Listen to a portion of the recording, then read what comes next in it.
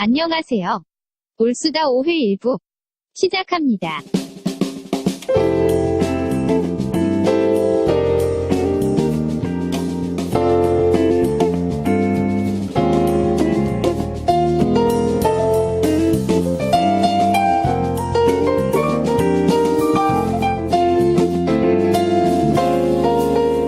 네, 안녕하십니까. 오랜만에 다시 모였죠, 그죠? 거의 뭐 한 달 만에 모인 것 같은데, 저희가 그동안 인기가 너무 없어가지고, 그만둘까 하다가, 그래도 또 한번 다시 해보자. 그래서 오늘 모였습니다. 그럼 오늘 나오신 분 먼저 인사 먼저 시작하고 할까요? 안녕하십니까, 경계인입니다. 안녕하세요. 봄이 되면 생각나는 남자 미나리입니다. 안녕하세요. 고갱입니다. 네, 반갑습니다. 어떻게들 지내셨어요? 역사적인 한 그 순간을 네. 바라보면서 네, 감격하면서 보냈습니다. 역사적인 순간이라고 하면, 이번에 4.27 남북 정상회담입니다. 그러셨군요. 네, 저도 아주 눈물 날 뻔했습니다. 네. 제 어떠셨어요? 이사 얘기한 줄 알고. 그랬군요. 네. 고경희님은 어떻게 잘 지내셨습니까? 어떤 특별한 일 없으셨어요? 저희는 남북 정상회담을 기념해서 네. 냉면을 먹고 왔습니다. 오, 네. 야, 함흥냉면 드신 거 아닌가요? 칡냉면 먹고 왔습니다. 평양냉면을 먹어야 되는데. 예, 평양냉면은 아니고 네. 아틀란타 냉면이라고. 평양냉면이라고. 그런 게 있습니다. 그러시군요. 그렇죠. 오늘 또 우리 아틀란타 얘기도 좀 할 거죠, 그죠? 네. 자, 그러면은 1부는 제가 준비를 했습니다. 1부의 제목은 크리처, 로이 베티, 창조자와 마주한 피조물. 뭔가 굉장히 있어 보이지 않습니까? 네. 심오합니다. 이게 사실 지난번에 저희가 인공지능이 지금까지 녹음했던 것 중에 제일 인기가 높아가지고, 요걸로 좀 가보자. 인기 영합을 좀 해보자. 이런 생각으로, 일단 이 방향으로 한번 가보려고 제가 준비를 했어요. 좋습니다. 근데 사실은 이게, 지난번에 고객님이 오두막을 하셨잖아요. 예. 그 오두막을 할 때 신정론 얘기를 우리가 좀 했잖아요. 그래서 제가 그 얘기를 좀 연장해서 하고 싶어서 좀 준비를 해봤습니다. 그러면 제가 먼저 말씀을 하나 읽어보도록 하겠습니다. 이 말씀은 우리 또 목소리가 좋으신 또 미나리님께서 한번 읽어주십시오. 그래요. 네. 누가복음 23장 38절에서 39절 말씀. 예수의 머리 위에는 이는 유대인의 왕이다 이렇게 쓴 죄패가 붙어 있었다. 예수와 함께 달려있는 제수 가운데 하나도 그를 모독하며 말하였다. 너는 그리스도가 아니냐? 너와 우리를 구원하라. 네, 감사합니다. 이게 무슨 얘기를 하려고 하냐면, 오늘은 좀 성경에서 이렇게 좀 나오는 그런 인물은 아니에요. 성경에 이런 종류의 사람들이 등장해서 나오는 이야기는 별로 없습니다. 그런데 어떻게 보면 인간들 마음속에 있는 그런 이야기일 수 있어요. 그래서 제가 오늘 그 이야기를 하려고 하고요. 그 제목에서 말했던 것 크리처 이제 만들어진 거죠. 만들어진 피조물이고, 로이 베티는 이 영화 중에 악역으로 나오는 사람이고요.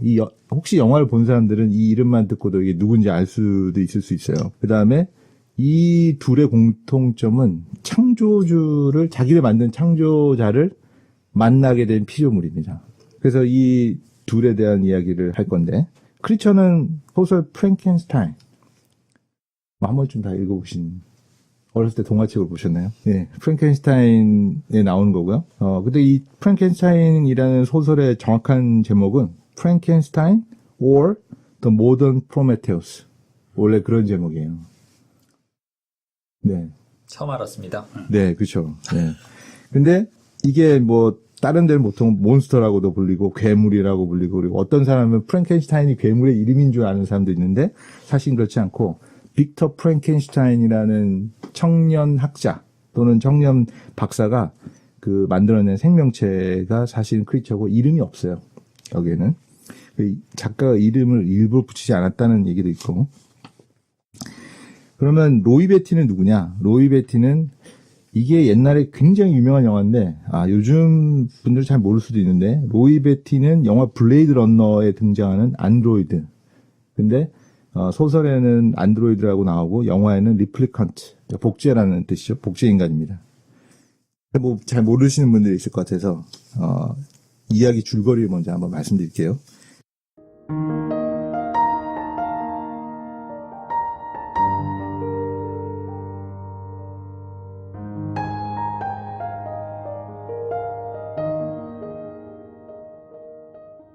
사실 프랭켄슈타인은 누구나 다 알지만 그 소설 내용을 잘 모르는 분들이 많아요.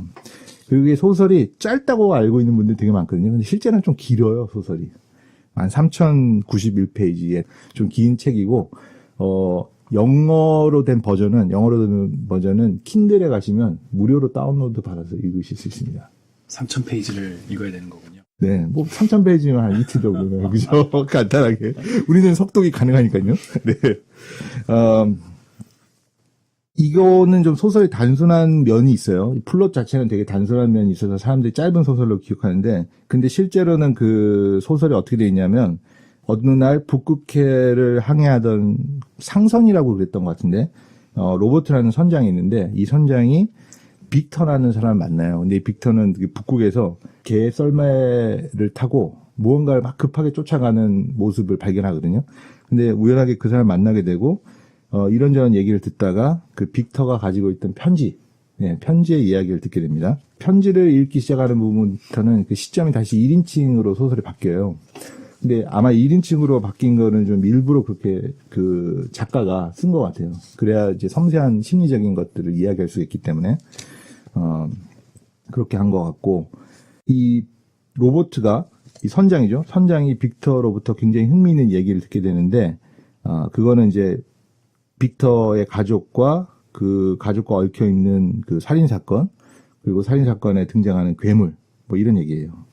어떻게 되는 얘기냐면은 굉장히 자애로운 아버지, 이 알폰소, 아주 자애로운 아버지인데 얼마나 자애로우냐면 죽은 친구의 딸 엘리자베스를 같이 데리고 살아요.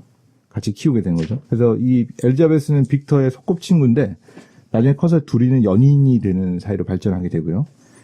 그리고 그 집에는 좀 약간 불행한 과거를 갖고 있는 저스틴이라는 하녀가 있었어요. 나이 또래는 비슷했던 것 같아요. 제 생각에, 기억에.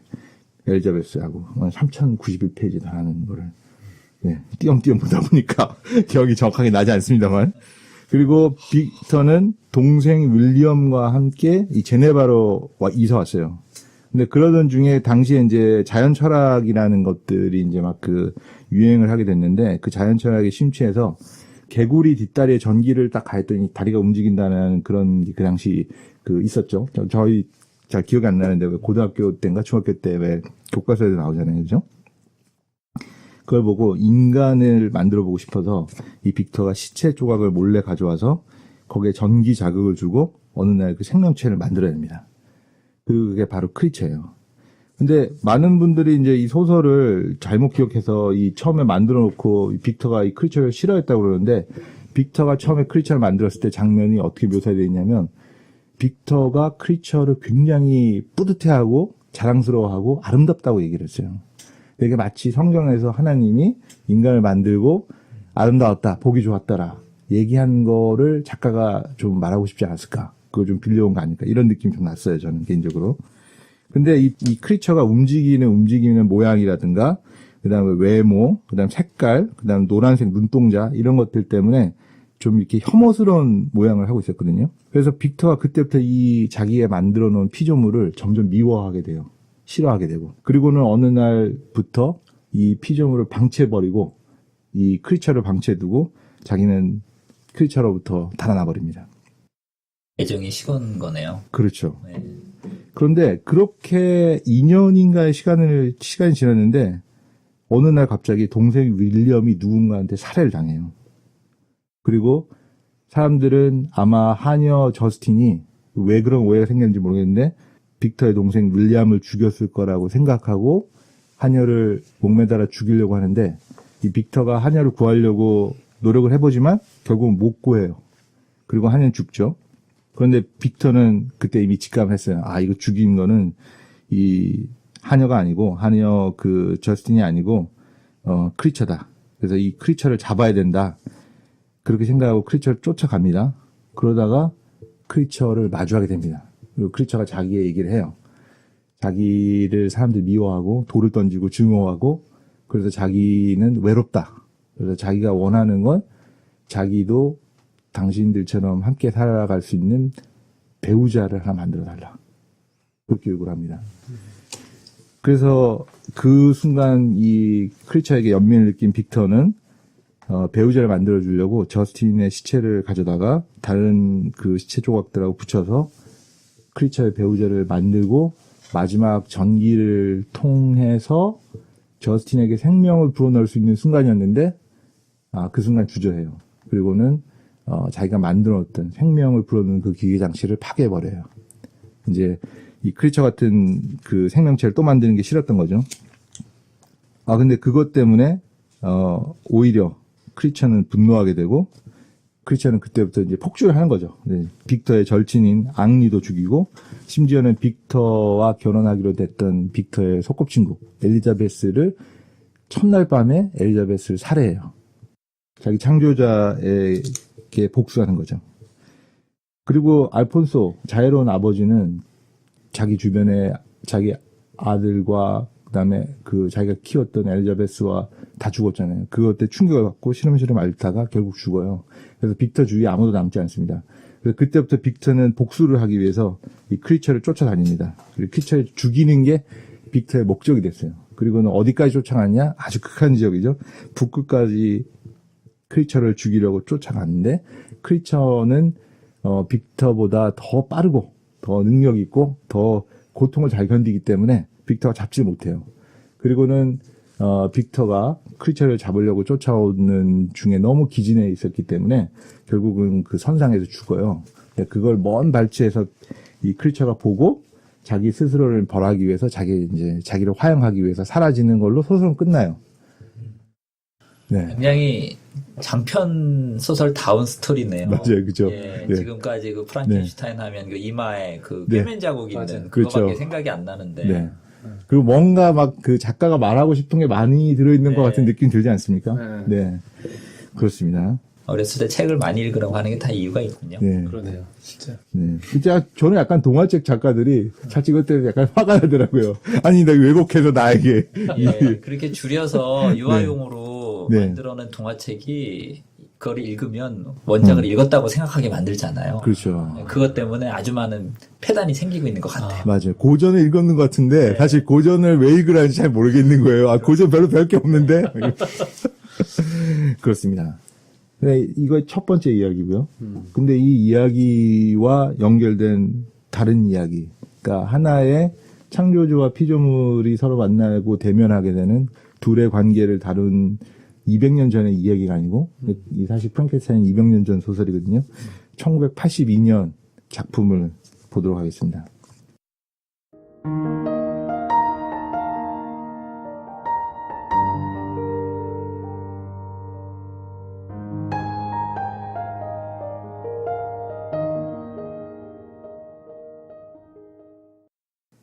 제목은 블레이드 런너고요.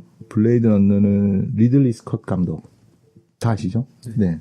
이 만든 영화인데, 이 리들리 스콧 감독이 2012년에 또 하나의 에얼리언 시리즈를 만드는데, 그 원래 에얼리언 1편을 만든 감독이거든요.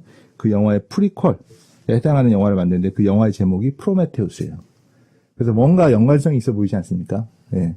근데 이 영화 역시 영화 주인공들이 처음에 자기를 창조한, 인류를 창조한 창조자가 있는 것 같은데, 그 창조자를 엔지니어라고 불러요.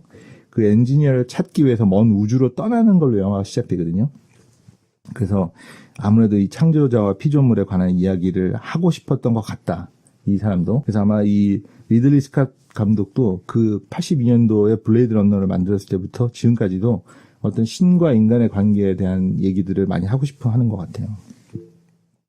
이 영화는 좀 영화를 보시는 게 더 재밌으니까 모든 얘기를 다 하지 않고 굉장히 굵은 줄기만 얘기를 하고 제가 말하고 싶은 장면만 좀 설명드릴게요. 영화의 배경은 2019년이고요. 내년이죠. 근데 핵전쟁으로 황폐해진 지구가 배경입니다.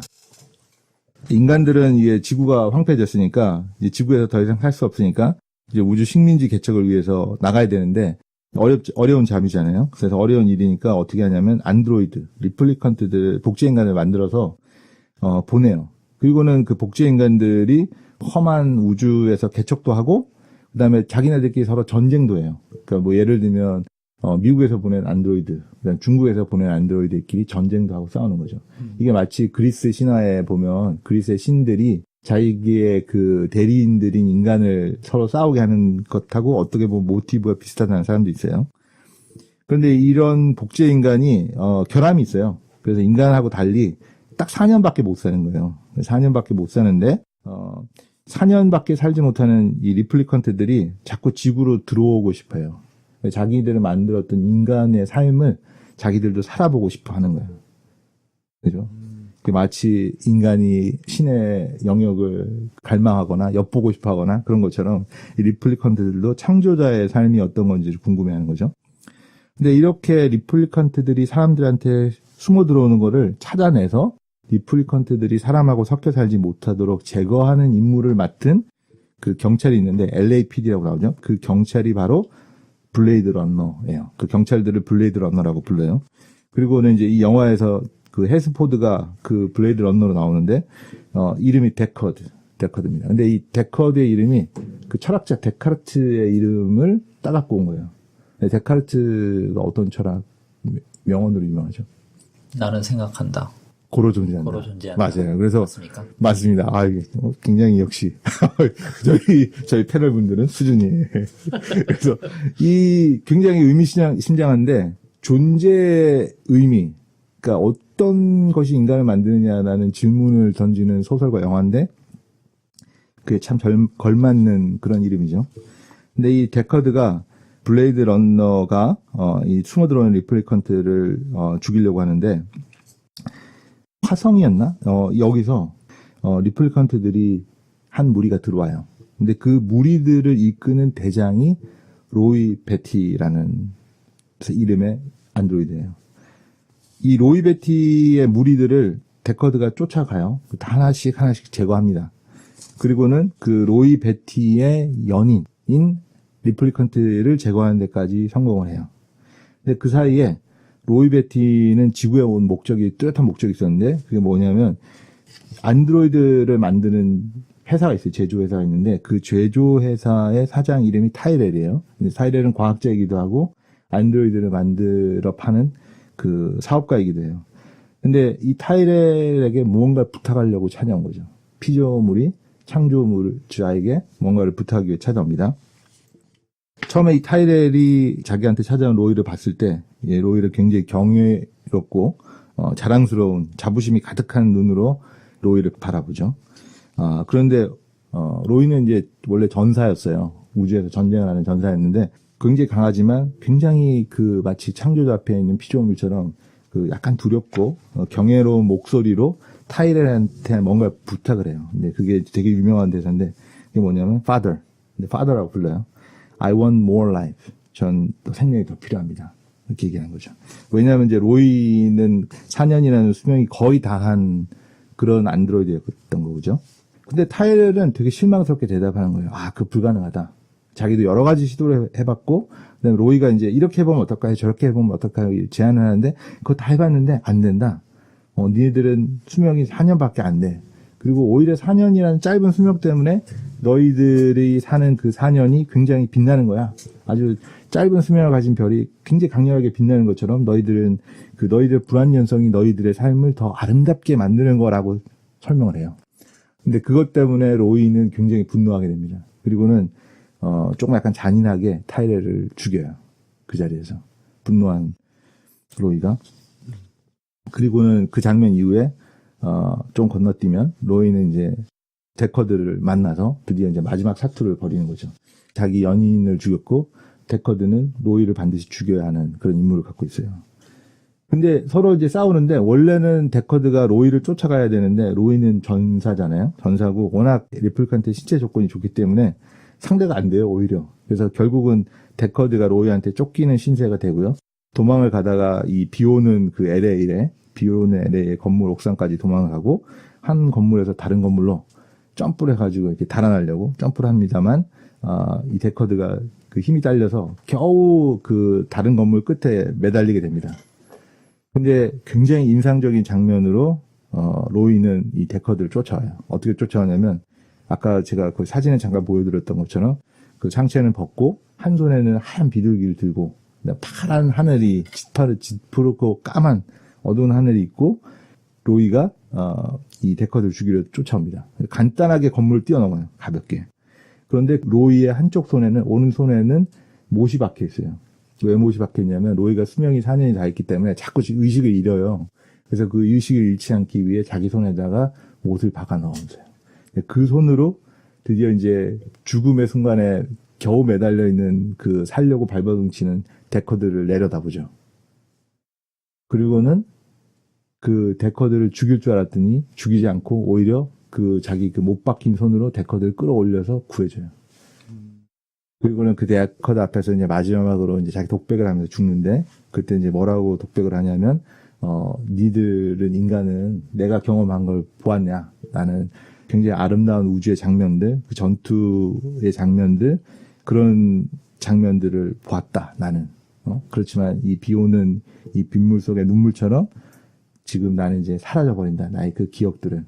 그러면서 웃으면서 아주 평안한 모습으로 죽어요. 손에 쥐고 있던 비둘기가 날아갑니다. 마치 그 로이의 몸에서 영혼이 떠나듯이. 로이는 영혼이 없는 리플리칸트인데, 리플리칸트의 몸에서 영혼이 떠나가듯이 비둘기가 날아가고요. 그 이야기로 이제 끝나요. 근데 그 장면을 목격한 데커드는 그 이후에 어떤 선택을 하게 되죠. 근데 그거는 이제 영화를 보시고. 그래서 이 두 이야기는 다 작가가 어떻게 보면 크리처와 로이를 통해서 이 창조자와 피조물 간의 관계, 그리고 결함과 결핍을 가지고 있는 피조물이 창조주를 만났을 때 요구하는 거, 이런 이야기들을 얘기를 하고 있어요. 근데 그 이야기를 얘기하게 되는 그 이야기를 이 자기들의 피조물, 그러니까 그 작가죠. 작가가 이 로이와 크리처를 투여해서 하게 된 이유가 있는데, 그 이유를 좀 이해하기 위해서 저희가 그 작가들의 삶을 한번 좀 살펴보도록 하겠습니다.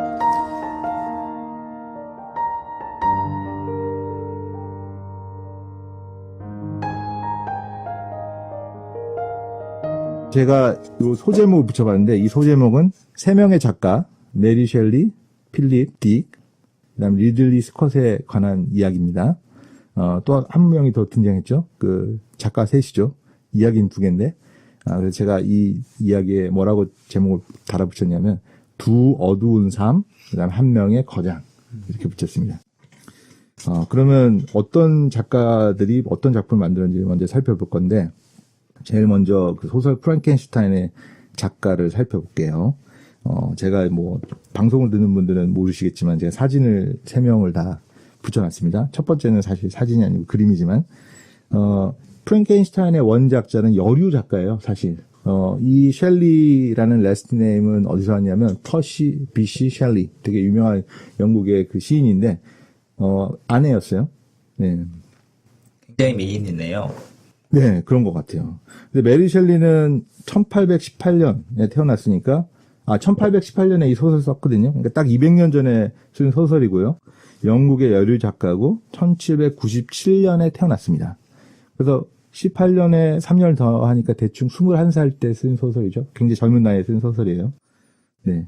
이 메리 셸리의 좀 개인적인 삶을 살펴보면 이 작품을 좀 더 잘 이해할 수 있는데, 결혼 전 이름은 메리 울스턴 크래프트 고드윈. 네, 이름 좀 길죠? 네, 이렇게 이름이 있는데, 이건 아마도, 아버지가 윌리엄 고드윈이고, 어머니가 메리 울스턴 크래프트인데, 이 두 사람의 이름을 따온 것 같아요. 그죠? 두 사람의 이름이 다 들어있죠. 메리 이름 안에. 근데 아버지는 당시에 되게 유명한 정치 철학자인데, 그 소위 말하는 그 무정부주의자, 아나키스트였고요. 그 정부나 그 나라가 가지고 있는 모든 사회 체제, 이걸 다 부인하는 거죠. 결혼 뭐 등등 이런 것까지. 그리고 어머니는 이 1700년대인데, 1700년 말인데, 이 당시에 되게 유명한 여성 여권 운동가였대요. 네. 둘은 결국 사랑하게 되고요. 그렇지만 체제를 인정하지 않기 때문에 그 사실혼 관계에 있지만 함께 살진 않았어요. 그러다가 이제 아내가 딸을 임신하고, 그 다음에 딸이 이 영국 사회에서 살아가야 되니까 부모도 필요하잖아요. 그죠? 학교도 보내야 되고. 그래서 이제 일단 결혼이라는 형식적인 결혼을 합니다. 결혼한 후에도 집을 따로 살았대요. 그런데 되게 유명한 부모를 둔 메리의 인생은 사실 좀 불행하기 시작해요. 메리가 처음에 태어나고 11일 만에 어머니가 산고로 사망하고요. 그래서 어머니를 메리는 한 번도 본 적이 없어요. 근데 메리가 그 어머니를 항상 그리워했던 것 같은 그런 흔적이 그 어렸을 때 이야기들이나 글이나 이런 데 묻어 있다고 해요. 그리고 또 어머니가 자신 때문에 죽었다는 죄책감이 있는 거예요. 그래서 어떤 문학 비평가들은 이 크리처가 사실은 메리가 자신을 낳아준 어머니를 죽게 만든 것처럼 크리처가 빅터를 죽게 만드는 것과 연관을 시켜서 메리 자신의 모습을 그 크리처에 투여했다. 이렇게 말하는 비평가들도 있고요. 또 어떤 사람은 아까 이야기에서 줄거리에서 잠깐 말씀드렸다시피 그 빅터도 엘리자베스를 첫날 밤에 잃고 크리처도 자기 짝이 생명을 얻으려는 그 순간에 잃고 그리고 그 빅터와 엘리자베스를 키운 아버지도 혼자이고 그렇잖아요. 그죠? 그래서 자애로운 아버지 그다음에 비겁한 아버지 빅터 비겁한 창조자 그리고 폭력적이고 그 사회로부터 외면을 받는 크리처 같은 아버지 그러니까 자기 아버지 모습에서 이 셋으로 분리해서 그 소설의 주인공들로 썼다라는 비평가들도 있어요. 모르죠. 메리는 하늘나라에 있으면 만나서 물어봐야겠죠. 네, 그렇습니다. 근데 이 메리는, 성인이 돼서 그 퍼시 셸리라는 그 되게 유명한 시인인데, 유부남 시인을 만나고요. 유부남이었어요. 그리고는 그 사랑에 빠져서 제네바로 같이 여행을 하게 됩니다. 근데 그 당시에 되게 유명했던 그 문학가 바이런하고 같이 스위스 별장에서 여름에 머물게 됐대요. 그러다가 여름이니까 어느 날 천둥 번개가 치는 그 음산한 날이었는데 왜 어렸을 때 그런 거 해보지 않으셨습니까? 막 무서울 때 되면 무서운 얘기 하나씩 하기. 친구들하고. 그렇죠. 안 해보셨나 봐요, 고객님은. 네. 저는 겁이 많아서. 네. 그런 때 보통 성경 읽거나 그러셨나 봐요. 기도를 하거나. 네. 그런데, 그런 괴기스러운 이야기를 해보기 놀이를 하다가 그때 이 떠오른 아이디어를 가지고 나중에 2년 후에 이 작품을 쓴 게 이게 프랭켄슈타인이라고 얘기를 해요.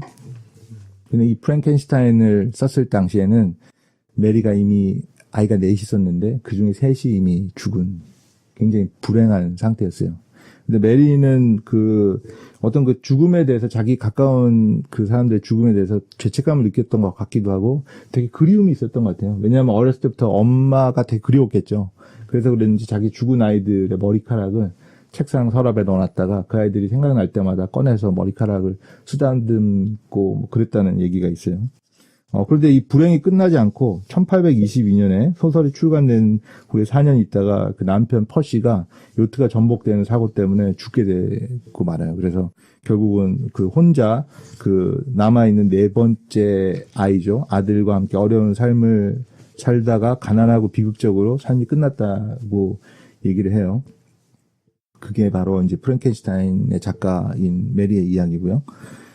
그 다음 이야기는 그 리들리 스캇 감독의 이야기를 좀 해야 되는데, 리들리 스캇 감독을 얘기하기 전에 필립 딕이라는 그 필립 K 딕이라는 작가에 대해서 잠깐 얘기를 해야 됩니다. 왜 그러냐면 이 블레이드 러너가 사실은 원작은 소설이에요. 이 필립 딕이라는 사람의 그 소설의 제목은 안드로이드는 전기양을 꿈꾸는가 이런 제목이에요. 네, 그럴듯하죠. 네. 전기양이 뭐죠? 일렉트로닉 쉽 뭐 그런 건가요? 어떤 거냐면 이 소설에는 그 약간 좀 블레이드 런너하고 좀 다른데 소설에도 데커드가 등장하는데 이 데커드가 어떤 그 당시 사람들이 이 핵전쟁이 끝나고 났기 때문에 짐승들이 잘 없어요. 그래가지고 애완동물처럼 뭔가 갖고 싶어 하는데 그 애완동물이 없는 거예요. 그래서 가짜로 전기양, 그러니까 전기로 움직이는 그 양 같은 동물들을 만들어서 키우는데 그걸 키우고 있는 사람들은, 그러니까 오늘날 뭐 개를 키우는 사람들과 비슷한 거죠. 근데 그걸 키우는 사람들은 자기가 그런 걸 키운다는 거 되게 부끄러워해요. 그러니까 돈을 많이 벌면 진짜 양을 살 수 있는 거예요. 그러니까 돈을 많이 벌려고 이 안드로이드 사냥꾼이 된 거예요. 데커드가. 이 소설에서는. 네.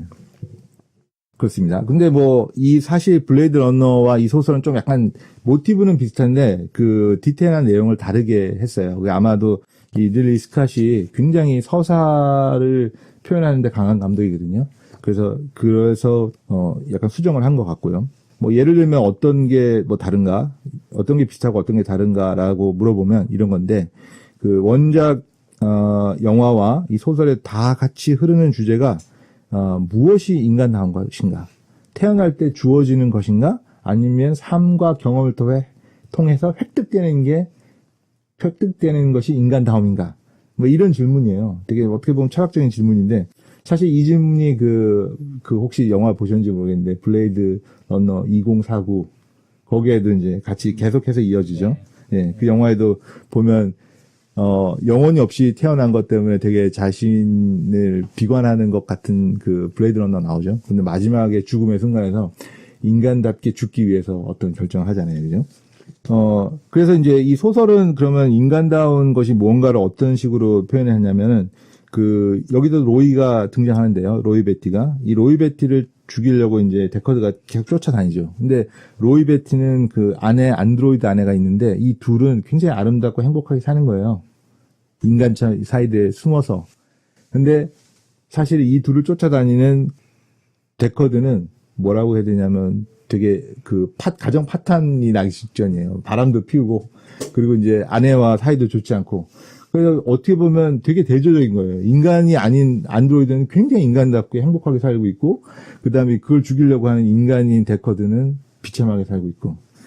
그래서 그렇다면 이 탄생으로 주어진 그 데커드가 인간다우냐, 아니면 안드로이드가 인간다우냐, 이 얘기를 필립 딕은 소설에 그렇게 쓰죠. 근데 영화는 아까도 말씀드린 것처럼 전혀 달라요. 영화는 다른데 어떻게 다르냐면, 로이가 자기를 희생해서, 그죠? 못 박힌 손으로 오히려 데커드를 구해내요. 거룩한 행동을 하는 거죠. 그래서 인간다운 거, 거룩한 거, 선한 거, 신적인 것, 이런 것들은 어떻게 보면 되게 강렬하게 메시지 전달하는 건데, 선택, 그 다음에 행동, 그런 것들로 제한신다. 이런 얘기를 하는 거죠. 역시 마지막 장면은 이 로이 베티가 그런 못 박힌 손, 그 다음에, 비둘기를 쥐고 있는 로이 베티, 이런 모습들을 통해서 마치 어떤 예수님의 모습을 좀 투영하려고 했던 것 같은데, 이런 것들이 바로 이제 리들리 스콧의 되게 강점. 그래서 리들리 스콧이 거장이다. 이렇게 말할 수 있죠. 그러면 이 소설 안드로이드는 정기양을 꿈꾸는가? 이 원작 소설을 쓴 필립은 어떤 삶을 살았나? 보면요. 필립은 1928년에 태어났는데, 미수가 쌍둥이로 태어났어요. 자기 누이와 함께 태어났는데, 엄마가 그전부터 만성 신부전증을 앓고 있어가지고, 자신과 여동생을 잘 수유를 못했대요. 그러다가 여동생이 그만 죽게 돼요. 한 달 정도 지나고 나서. 그래서 인생이 그때부터 비극적으로 시작하는데, 나중에 이제 이 필립이 그 장면을, 자기의 삶을 회상하는 이야기에서 이렇게 말하고 있습니다. 제가 한번 읽어볼게요. 제가 계속 혼자 말을 좀 하고 있어요. 죄송합니다. 네. 누이는 살기 위해, 나는 누이를 살리기 위해 발버둥을 친다. 영원히. 그녀는 나의 전부나 다름없었고, 나는 늘 내 죽은 누이와 헤어지는 동시에 함께 해야 하는 저주를 받았다. 이렇게 말하고 있습니다. 이 사람의 삶 속에 죽은 누이에 대한 어떤 어두운 그림자가 늘 있었던 것 같아요. 그런데 이 필립 딕이 어머니는 또 이혼을 했고요. 나중에 이혼하고 10대 초반에 굉장히 시설이 열악한 기숙학교에 보내지는데, 거기서 이제 어떤 일이 있었는지 잘 모르겠지만 구토공포증, 공황장애, 광장공포증 같은 그런 정신질환을 알아요. 그 기숙학교에서. 그러다 결국 집으로 돌아오고, 그때부터 이제 정신과 치료를 하는 약물을 먹게 되면서 평생 약물에 의존한 삶을 살아요. 그래서 아시다시피 약물에 의존하다 보니까 삶이 굉장히 불완전하고, 결국은 삼류 다작의 SF 소설가의 모습으로 살면서, 여러 번 3차례인가 4차례 결혼에 실패하고, 가난한 삶을 계속 살아갑니다. 그러다가 38세에 발표한 작품이 이 안드로이드는 정기양을 꿈꾸는가, 이 작품이고요. 그렇지만 이 사람이 후대의 사람들한테 되게 굉장히 강렬하게 그의 작품들이 평가를 받아요. 그래서 이제 결국은 오늘날에는 이제 3대 SF 거장이라고 불려요. 아이작 아시모프랑, 그 다음에, 또 누구죠? 있습니다. 3대 거장이라고 평가를 받으면서 필립 딕 상도 있대요. 네. 네. 그런 사람이 됐어요. 두 사람이 필립과 이 누구죠? 메리 셸리의 삶이 굉장히 보통 사람들이 상상할 수 없는 그 고통에 가득 찬 삶 같은 그런 삶을 사는 것 같아요. 이 둘은. 그렇다면 그 거장 리들리 스콧의 감동은 어땠나? 이 둘에 비하면 굉장히 행복한 삶이라고도 할 수 있는데 리들리 스콧은 1937년, 그러니까 세계 2차 대전이 1939년에 발발했기 때문에 그로부터 2년 전에 태어났지만 계속 유아기와 유년기를 전쟁에 대한 참상 또는 그것들의 피해 입은 사람들의 삶을 보면서 자랐다고 할 수 있고요. 커서는 미술을 대학에서 전공했고 빛을 굉장히 잘 다루는 감독으로 유명합니다. 그래서 동생 토니 스콧은 뭐냐면 그 탑건 영화의 그 감독이에요. 네, 그렇죠. 그래서 이 둘이서 이제 광고 회사를 해서 돈을 많이 벌게 되는데 그러다가 나중에 이제 에얼리언 이런 영화를 만들죠. 근데 이분은 굉장히 좀 천재적인 것 같기도 하다가도 굉장히 사상이 없는 사람 같기도 하다가 굉장히 사상이 있는 사람 같기도 하고 그래요. 그래서 굉장히 그 영화들의 밴드 오브 브라더스 그것도 만들었고 TV 시리즈도 만들고요. 그런데 이분이 만든 영화 중에 유명한 작품만 보면은 굉장히 그 선이 굵은 면들이 많은데 예를 들면 뭐 성폭력과 피해에 대한 그 공포 그걸 갖다가 표현하기 위해서 괴기물로 만든 영화가 에얼리언 1편이고요. 페미니즘이 굉장히 강한 영화 델마 루이스.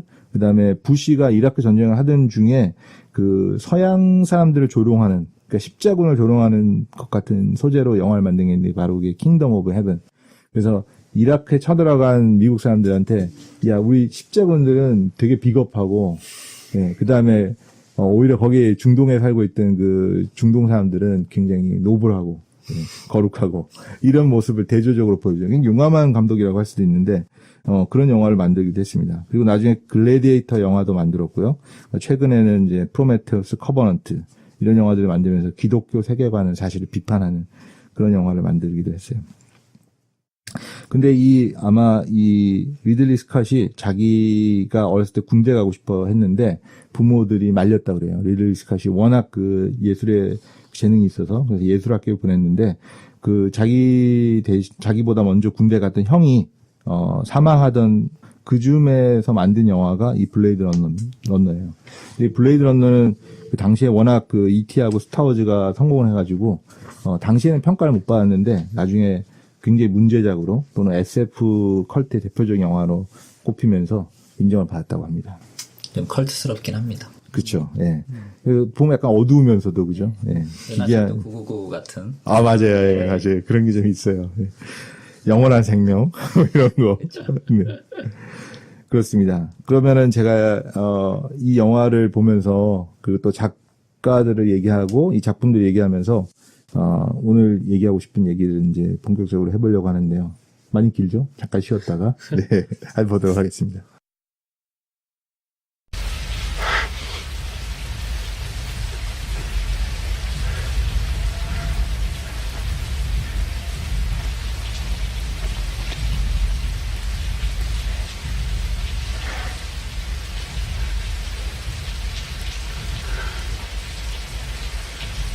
I've seen things you people wouldn't believe. Attack ships on fire off the shoulder of Orion.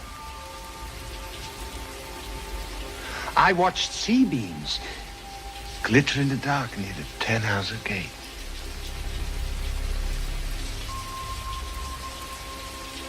All those moments will be lost in time, like tears in rain. Time to die.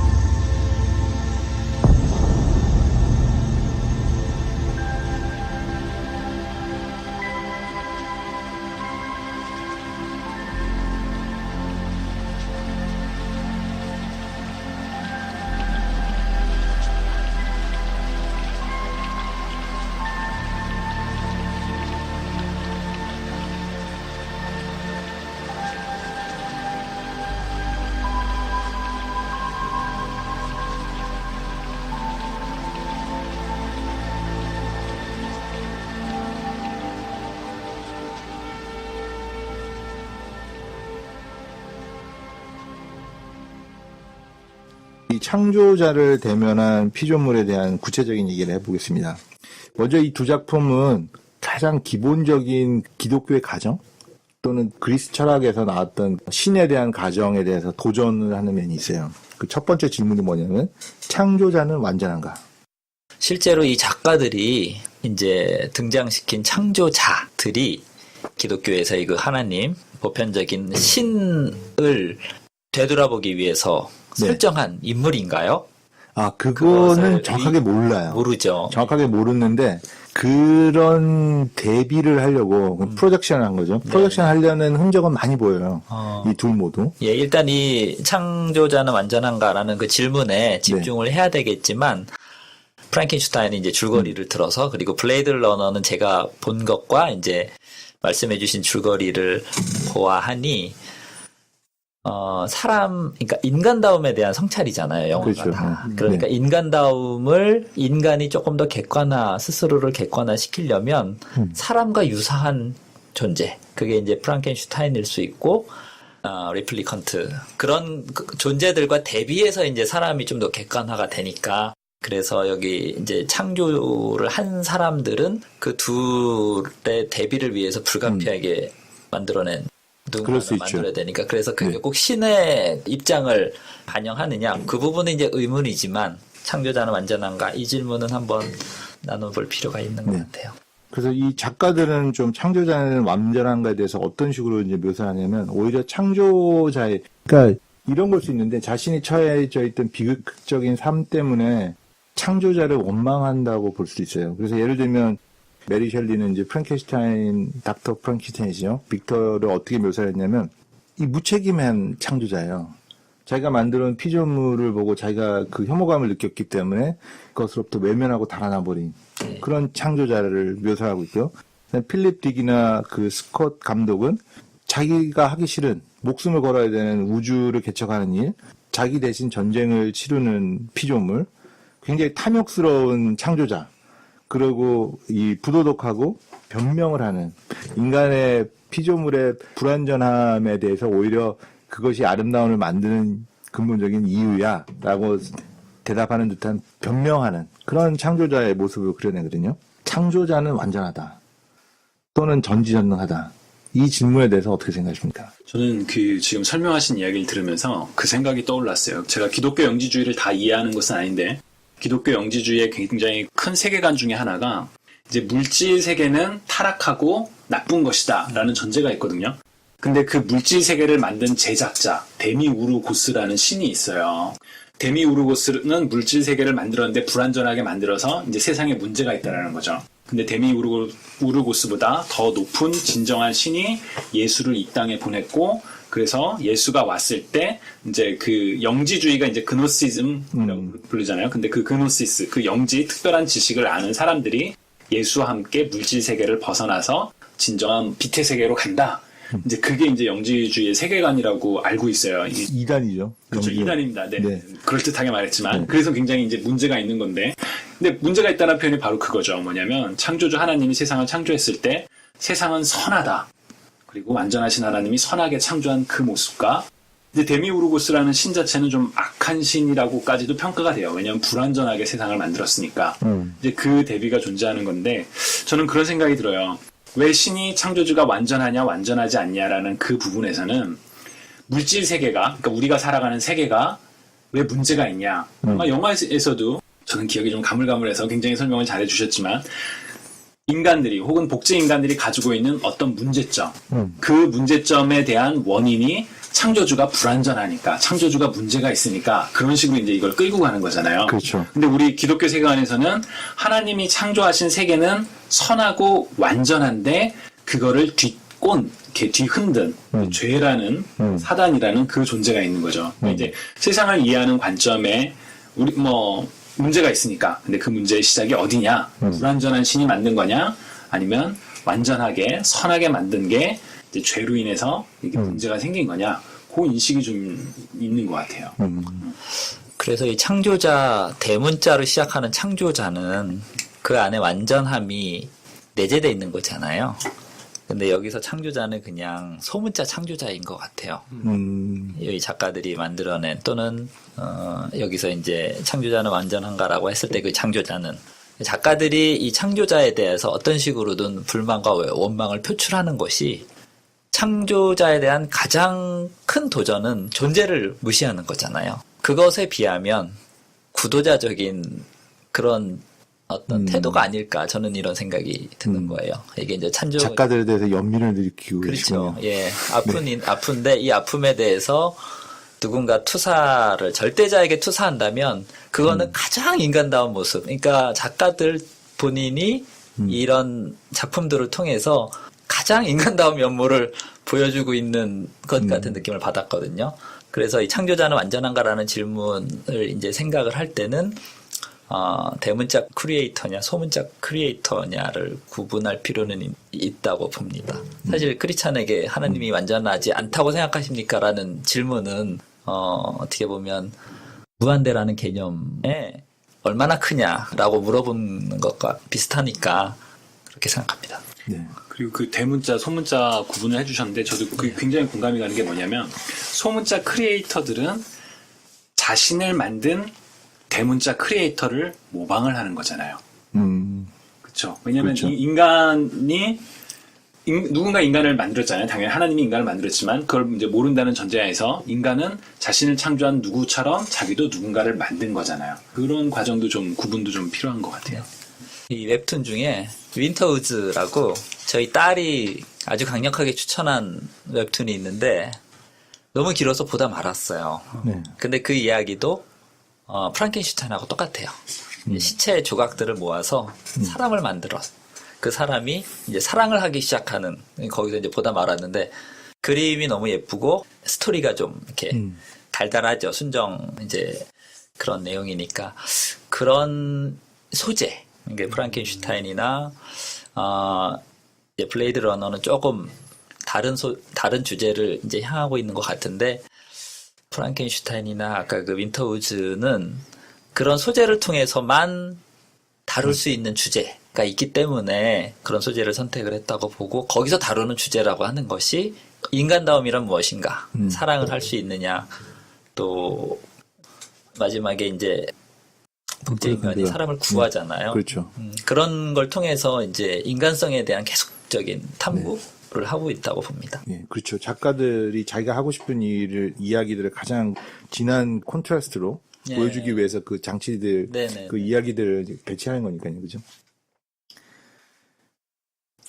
근데 그런 질문은 좀 있어요. 조금 영화에서 벗어나는 얘기인데 창조주는 선하고 완전하다. 이에 대해서는 저는 의문의 여지는 없어요. 근데 지금 우리 삶에 벌어지고 있는 많은 일들, 우리 개인에 일어나는 그런 일들에 완전하신 하나님께서 왜 지금 개입을 안 하실까? 지금 이거를 더 냅두면 이게 더 지금 막 골마 썩을 것 같은데 지금이 타이밍 같은데 그런 이제 우리들의 판단으로 인해서 현상이 더 문제가 있어 보이고 왜지?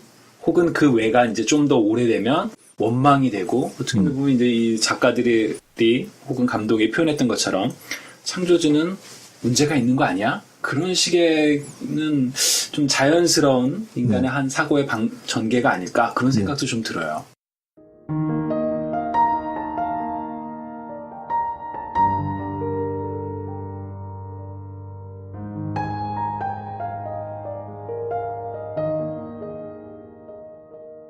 이 감독, 작가들이 그 창조와 피조, 이거에 대해서 전개해 나간 이야기는 어떻게 보면 약간 좀 진화론에 가까운 그런 얘기예요. 그게 뭐냐면은, 제가 제목은 이렇게 붙여놨는데, 완전함에서 태어나는 불완전함, 그다음 불완전함에서 태어나는 완전함. 이게 뭐냐면 성경이 말하고 있는 것, 그리고 우리가 믿는 것, 그다음 정통적인 그 서구 사회에서의 세계관은 완전한 신이 불완전한 인간을 또는 뭐 완전하게 만들었지만 불완해져 버린 인간을 피조물을 만든 그 관점 보죠. 근데 이 당시에 이제 현대 과학을 신봉하는 사람들, 그다음 진화를 신봉하는 사람들, 그다음에 이 메리 셸리 당시에 이제 막 떠오른 그 자연 철학들 그런 것들을 갖고 있는 사람들의 눈에는 어떻게 보이냐면 이 불완전한 것들이 점점 더 완전해져 가는 진화죠. 말하자면 진화를 보는 거거든요. 대표적으로 리들리 스캇의 그 에얼리언 시리즈를 쭉 보면 그런 것들을 잘 볼 수가 있는데 영화 프로메테우스하고 커버넌트에 등장하는 안드로이드가 또 있어요. 그 휴머노이드라고 하는데 그 휴머노이드 주인공 이름이 데이빗이에요. 근데 이 데이빗을 처음 만들었을 때 데이빗이 자기 만든 사람을 만나서 대화를 나눠요. 그때 이 데이빗이 자기를 만든 인간은 생명이 영원하지 않다는 걸 질문해요. 근데 그렇지 못하다는 걸 대답하는 걸 보면서 대답하는 자기 창조자의 눈에서 비친 그 슬픈 기색, 그걸 데이빗이 캐치해내거든요. 역시 이 리들리 스캇 감독은 질문하는 거죠. 이 인공지능, 그다음에 영원히 사는 로봇, 이런 게 인간성을 가지게 된다면 사실 불완전한 창조자가 점점 완전한 걸 만들어 나가는 거 아니야? 이렇게 되는 거죠.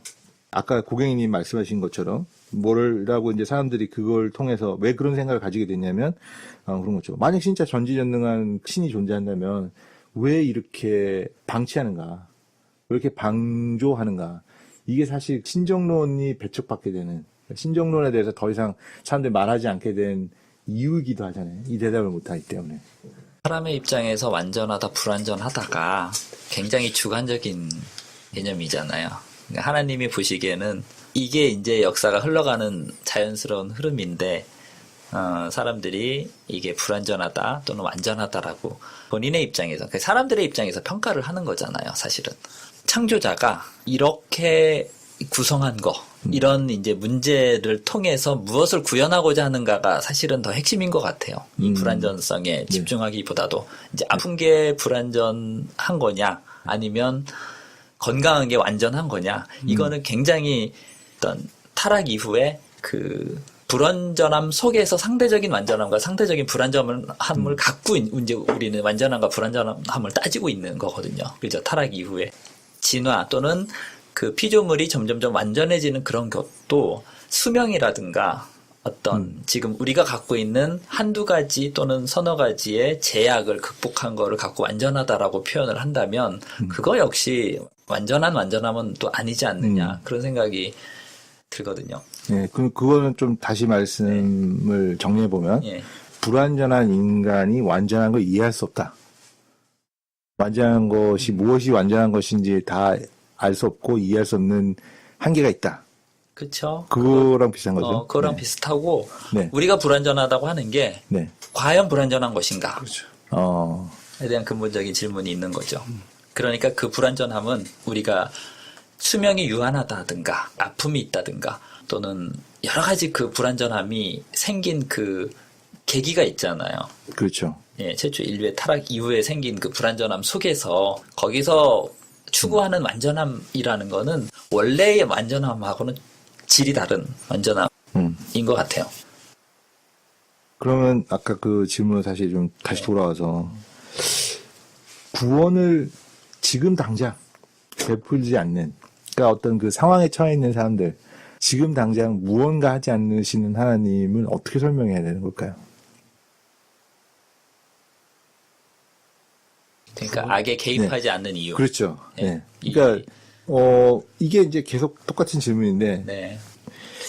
제가 신정론이 잘못됐다는 생각을 하는 건 아닌데, 그 고통 속에 있지 않은 사람은 이야기하고 말하고 설명하기 쉬워요.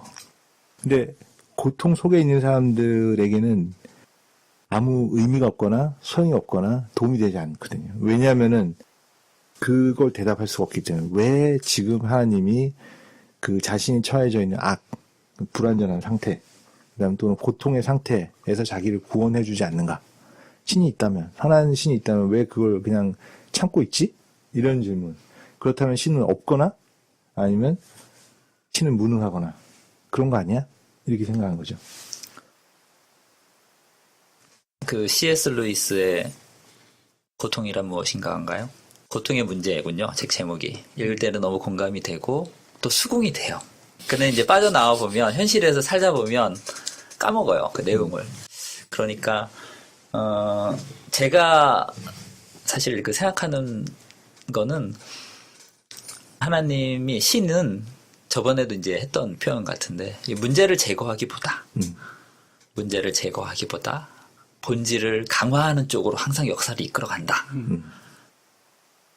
애초에 이제 문제가 제거가 됐으려면 죄를 지을 여지가 없게끔 창조를 했어야 되잖아요. 그렇게 창조가 되면 그런 피조물이 하나님께 드리는 영광이나 사랑이나 그 인격적인 드림이 프로그램된 로봇가 부르는 노래와 다를 게 없다는 거죠. 인격이나 의지적인 그게 없으니까. 그러니까 애초에 이제 인격체로서 이런 관계를 추구하기 위해서 그것이 이제 제가 창세기와 이후의 그 스토리를 이해하는 관점이거든요.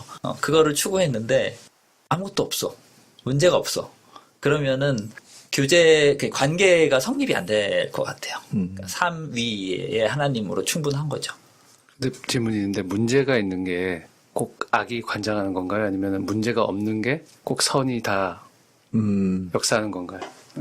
예를 들어서 아까 완전 불완전의 개념도 우리가 이해하기 나름에 따라서 그렇죠. 달리 생각해 볼 수 있는 것처럼 고통받고 있는 그 시점이 과연 악이 우리가 생각하는 그냥 일반적인 악이 역사하고 주도하는 네. 그러한 상태인 건지 영화랑 비슷한 거죠 결국에는.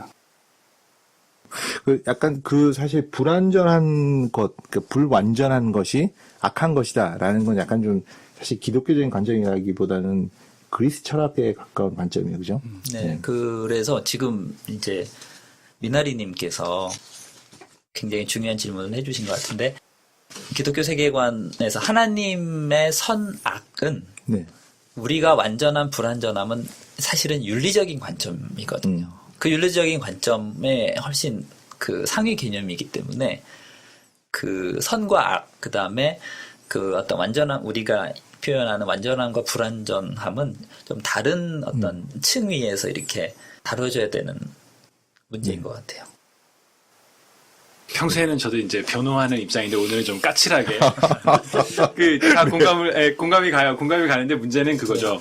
나는 지금 힘들다라는 거죠. 나는 지금 그렇죠. 아프고 나는 지금 고통을 맞아요. 당하고 있어요. 이게 결과적으로 궁극적인 선으로 가는 거고 네. 이 고통이 네. 뭐 이렇게 우리 하나님께서 직접 준 게 아니라고 한다 할지라도 이 문제를 해결하실 수 있는 분은 분명 하나님인데 왜 나의 이 고통은 그냥 있냐는 거죠.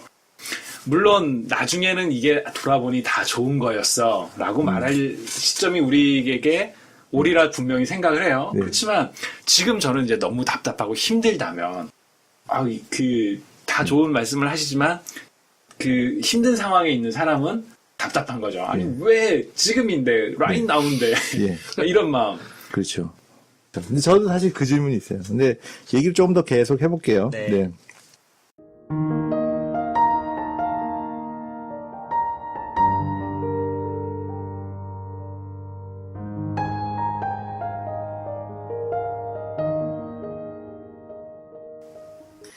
이 작가들은 작품을 통해서 던지는 질문은 사실 이거예요.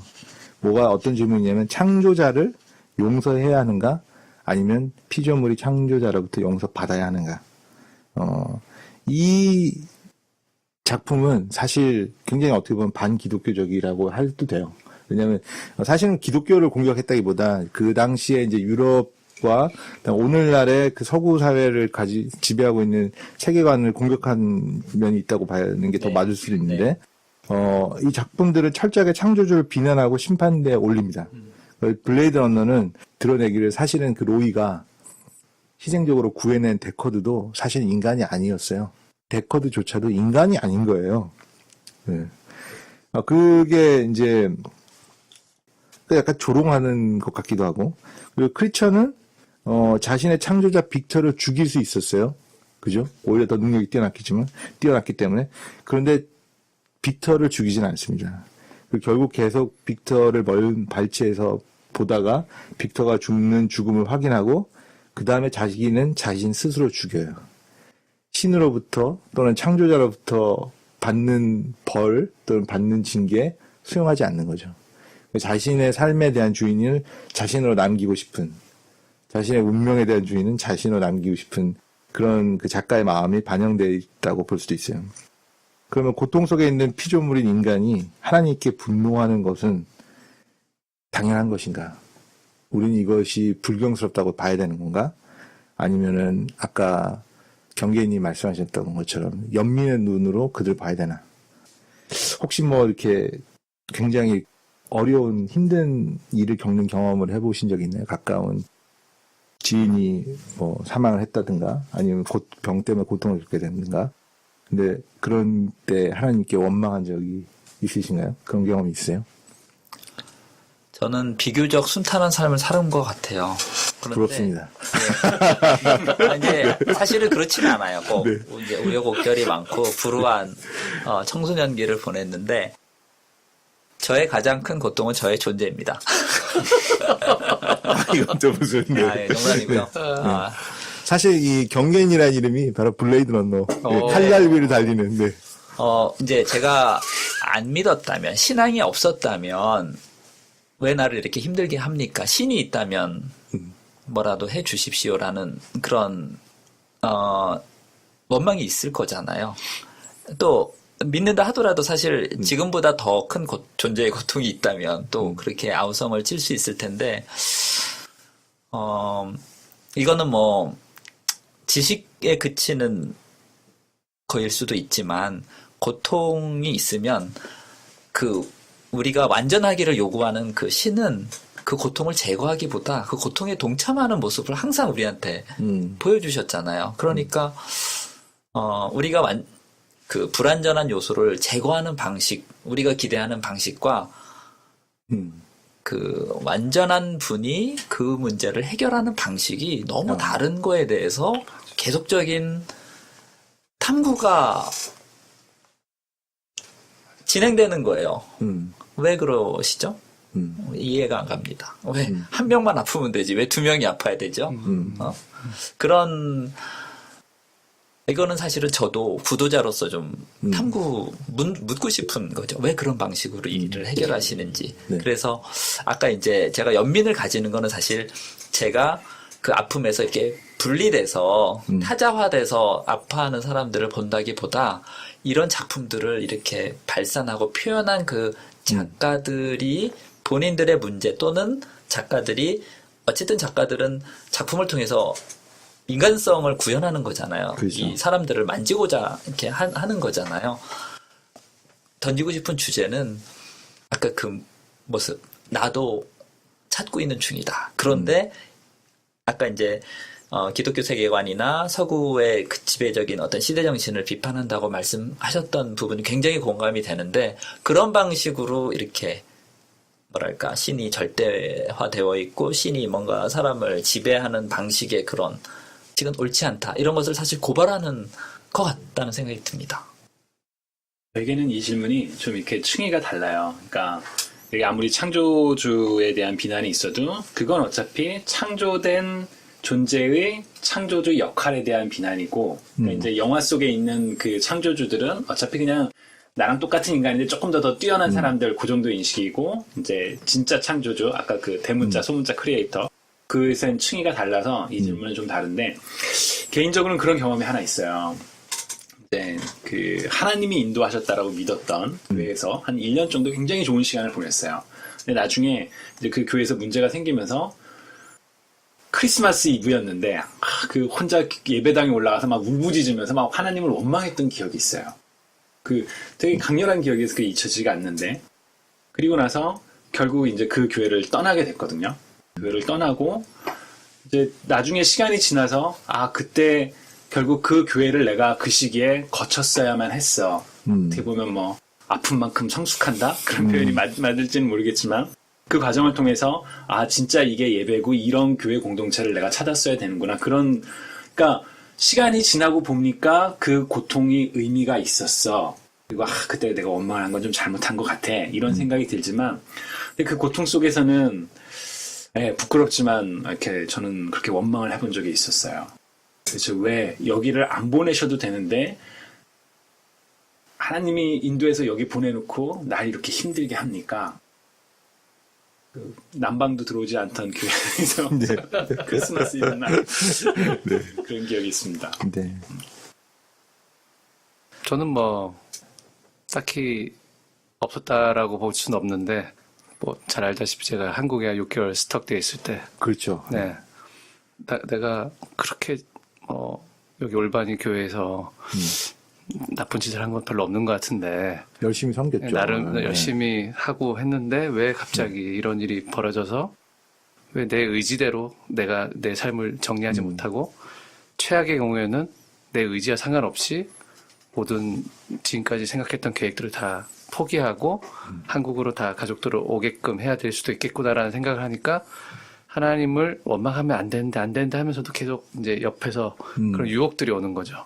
기도하는 와중에도 계속 그래 너 분노를 한번 해봐봐라는 어떤 그런 유혹들이 있었는데 제 기억에는 그때는 했는지 모르겠지만 제 기억에는 결국에는 안 했던 것 같아요. 결국 안 하고 끝까지 이제 견뎠지만 그러면서 생각이 들었어요. 제가 책도 비슷한 걸 읽었었는데 제 기억이 안 나는데 어떤 목사님이 있었는데 정말 잘 섬기시고 사역을 잘 하셨는데 갑자기 가족들의 이 사고로 인해서 와이프를 잃고 자식들을 잃고 되는 그 과정들을 겪으시는 그 책을 같이 읽으면서 그게 좀 위로가 됐던 것 같아요. 결국에는 내가 내 문제를 바라보고 계속 유혹이 들어왔을 때 남을 통해서 이제 회복이 되는 그런 경우를 봤는데 이거 약간 지금 질문이랑 조금 빗나가는 질문일 수도 있지만 간혹 이런 경우가 있잖아요.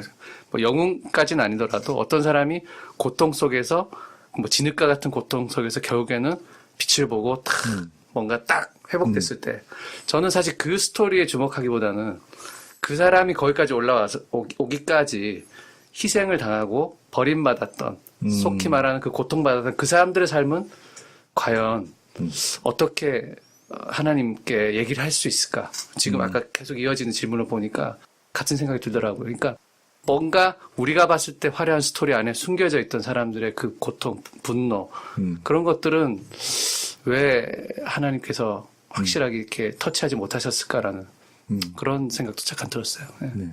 결국은 신정론의 질문 아닌가요? 맞습니다. 네. 참 그래서 이 신정론이라는 거 참 답이 하기 참 힘들어요, 그죠? 힘든데 그 제가 오늘 이제 맺으려고 하는 그 결론으로 그러면 들어가 보도록 하겠습니다.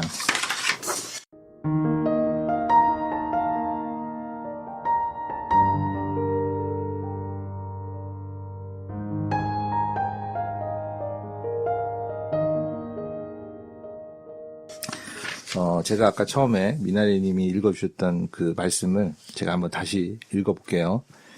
기억을 되살리기 위해서. 누가복음 23장 38절에서 39절 예수님이 십자가에 달리신 죽음의 장면이죠. 예수의 머리 위에는 이는 유대인의 왕이다. 이렇게 쓴 죄패가 붙어 있었다. 예수와 함께 달려있는 죄수 가운데 하나도 그를 모독하며 말하였다. 너는 그리스도가 아니냐? 너와 우리를 구원하여라. 이게 사실은 어떻게 보면 오늘날 신정론 앞에 서 있는 또는 고통 속에 있는 사람들이 하나님께 던지는 요구, 말이에요. 당신이 하나님이라고? 당신도 증명하시고 나도 좀 구원해 주세요. 이런 이야기거든요.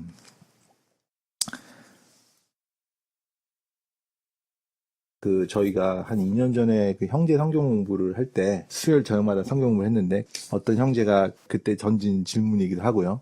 왜 예수님은 선한 그 완전하신 예수님이 제물로 양으로 바쳐져야 했으면 왜 아주 서사적이고 웅장한 죽음 대신 이렇게 십자가에서 비참하고 조롱받으면서 죽어야 합니까? 근데 이 질문인데 저는 사실 그 질문에 대한 답으로 이 결론을, 이야기들의 결론을 좀 맺고 싶습니다. 팀 켈러 목사님이 베리스타스 포럼에서 그 무신론자 콜롬비아 대학 철학과 교수인 것 같아요. 필립 키처 박사하고 토론하는데 필립 키처 박사가 이렇게 말합니다. 그 홀로코스트에 600만의 유대인이 죽었다. 그런데 신이 진짜 존재한다면 어떻게 그런 일이 일어날 수가 있습니까? 팀 켈러 목사님이 뭐라고 대답하지? 전 너무나 그 짧은 순간이지만 집중이 되는 거예요. 과연 팀 켈러 목사님이 뭐라고 대답할까? 굉장히 실망스럽게 대답했어요. 모르겠다. 자신도 모르지만 그렇다고 해서 그것이 신이 없다거나 아니면 신이 무능하는 걸 증명하는 이야기도 될 수는 없다. 네. 비극과 우리 삶 속에 있는 비극, 이건 어떤 실존의 문제죠. 실제 존재하는 거죠.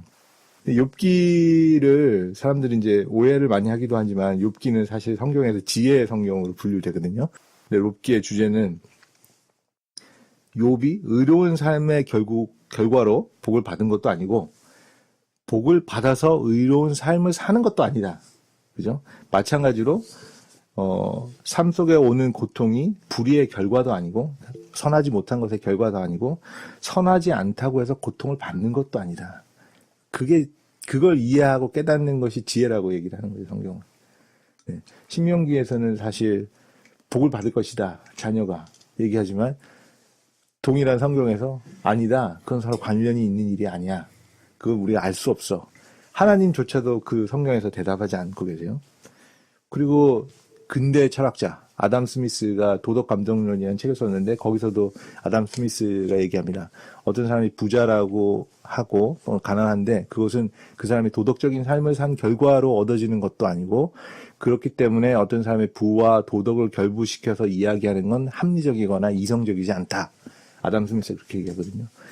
그렇듯이 고통이라는 게 이 불완전하다는 것이 이 우리가 살고 있는 세상에 존재하지만 사실 성경도 그 다른 철학자들도 그 원인이 정확하게 왜 있는 일이라고 대답해 주지 않나요? 그만큼 복잡한 이야기일 수 있고 지난번에 우리 오두막 그 영화를 보신 분들은 아시겠지만 그것들이 얼마나 복잡하게 얽혀 있는가. 가해자인 아버지는 또 피해자이고 그 피해자인 아버지의 그 아버지도 피해자이고 그렇죠. 누가 가해자라고 할 수가 있고 누가 피해자라고 할 수 있니? 너무나 우리가 살고 있는 세상은 복잡하게 얽혀 있는 거죠. 근데 그것에 대해서 성경은 이렇게 대답을 합니다. 어떻게 대답하냐? 창조주를 원망하고 창조주에게 분노한 피조물에게 하나님은 자신을 벌하도록 내어주시는 일을 하셨는데 그것이 바로 십자가라는 거죠.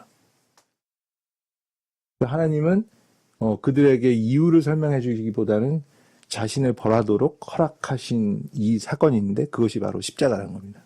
그래서 성경은 어떻게 보면은 우리가 생각하는 것과 달리 이성을 통해서 이걸 설명하려고 하기보다는 분노한 자신의 피조물들을 보고 도리어 화를 내기보다 그들을 연민으로 품고 그들이 자신에게 가지고 있는 분노에 대한 대가로 오히려 초라하고 벌받고 매맞는 그런 죽음을 선택하신 거죠. 물론 부활하시고 이 영원한 악의 문제를 해결하시는 권능자이기도 하시지만 동시에 분노한 사람들, 오늘날 그 고통에 처해 있는 사람들에게 자신을 내어주시는 그분이 하나님이신 거죠. 성경은 저는 그렇게 대답하고 있다고 생각을 했어요. 그래서 저는 기독교를 비판하는 그 작품이나 작가들의 그 시선 또는 그 날카로움이나 아니면 그 마음에 품고 있던 어떤 불만, 이 시대에 대한 불만을 신이 굉장히 따뜻한 마음으로 보고 계시지 않을까라는 생각이 들어요. 사실 여기서 스킵하셨지만 질문이 과연 인간다움이 어떤 것이냐에 대한 질문도 사실 적으셨잖아요. 전 이게 사실은 아까 말씀하신 영화나 모든 줄거리에 사실 창조주가 완전한가에 대한 또 하나의 플러스로 이제 그 작가가 얘기하려고 하는 게 있었겠지만 제가 느끼는 느낌에서는 오히려 이 질문이 그 작가가 더 얘기하고 싶었던 게 아닐까라는 생각이 들거든요. 과연 인간다움이 무엇이냐? 우리가 생각하는 인간다움이 과연 창조주가 봤을 때도 인간다움이냐? 아니면 우리가 스스로 창조해낸 인간다움이 아니냐라는 생각도 드는 그런 내용들이 좀 많았던 게 아닐까라는 생각이 듭니다. 예, 저도 그 부분은 절대 공감입니다. 그렇습니다. 그래서 이게 어떻게 보면 저희가 오늘 얘기 나누고 한 것들이 사실 고통 중에 있는 분들에게는 여전히 현학적이고 여전히 그냥 철학적인 지적 유의를 만족시키는 그런 대화의 이야기로 들릴 수도 있는데 저는 한편으로 저도 가까운 지인이 죽음을 맞는 그런 불행한 일을 겪은 적이 있는데 그 일을 겪으면서 영화 그리고 이 소설 거기에 등장하는 피조물에게 굉장히 공감한 적이 있어요. 정말 무능하다. 하나님 무능하다. 이렇게 외치고 싶고. 근데 그런 것들이, 그 십자가에서 왜 그런 거 있잖아요. 막 아기가 막 아빠가 원망스러울 때 막 엄마 아빠 막 때리고 이러는데 그때 아빠가 이 녀석이 나를 때렸어? 그러면서 그러지 않잖아요. 오히려 그 마음을 이해해주고 맞아주고 오히려 안아주고 그러잖아요. 그죠? 그래서 예수 그리스도의 십자가라는 게 좀 그런 것 아닐까. 그런 걸 느꼈는데 위로가 될지는 모르겠지만 그런 분들이 좀 십자가를 바라보면서 동일한 비슷한 위로를 받으면 좋겠다. 신정론 대답하기 어렵지만 위로받으시라고 그렇게 마무리하고 싶습니다. 네, 감사합니다. 감사합니다. 감사합니다.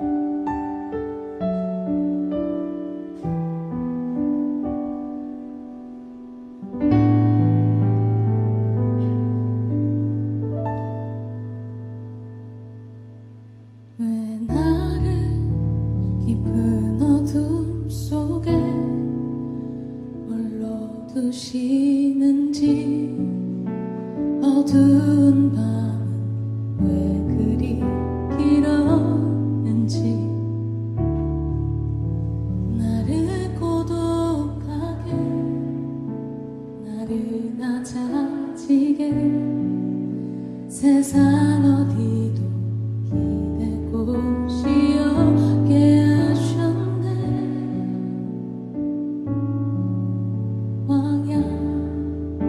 왕야에 서 있네.